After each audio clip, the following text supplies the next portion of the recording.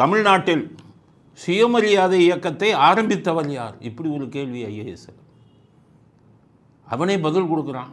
2 பேர் 3 பேர் கொடுத்துட்டு கடைசியாக ஈவே ராமசாமி நாயக்கர் அப்படின்னு கொடுக்குறான்.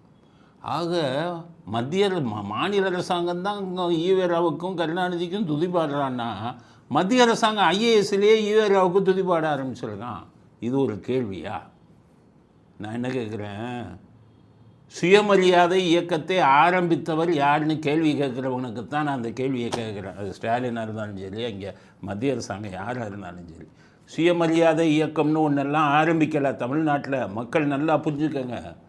இந்த 1916 ஜஸ்டிஸ் கட்சின்னு ஆரம்பித்தான். அவன் பிராமணர்களுக்கு எதிராக ஆரம்பித்தான்.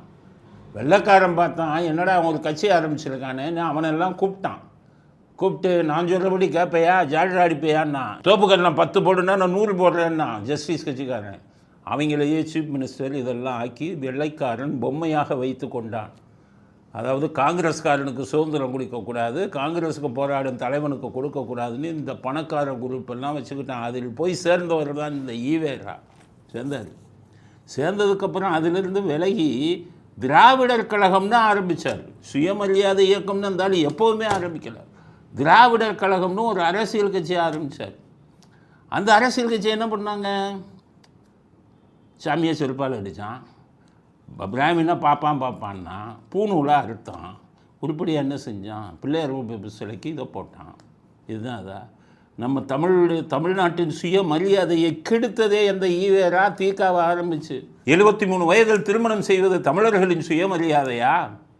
வளர்ப்பு பெண்ணை திருமணம் செய்தது தமிழர்களின் சுயமரியாதையா? இது எல்லாத்துக்கும் மேலே மாதா பிதா குரு தெய்வம்னு தெய்வத்தில் முதல் தெய்வமாக சொல்லப்பட்ட மாதா தாயை இழிவுபடுத்தி தாயுடன் கூட உறவு கொள்ளலாம்ங்கிற கேவலமான விஷயத்தை சொன்னது தான் சுயமரியாதையின் அர்த்தமா? சுயமரியாதை இயக்கத்தை ஈவேரா ஆரம்பித்தார்னு சொல்லலாமா? அந்த மாதிரி ஒரு கேள்வியை கேட்கலாமா? சுயமரியாதை இயக்கம் என்று எதுவுமே இங்கே ஆரம்பிக்கப்படவில்லை. திராவிடர் கழகம் என்ற பெயரில் தான் ஆரம்பிக்கப்பட்டது.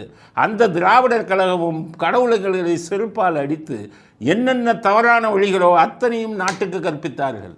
அதை போய் ஐஏஎஸ்ல சுயமரியாதை இயக்கத்தை தொடங்கியவர் யாருன்னு கேட்கலாமா முதல்ல?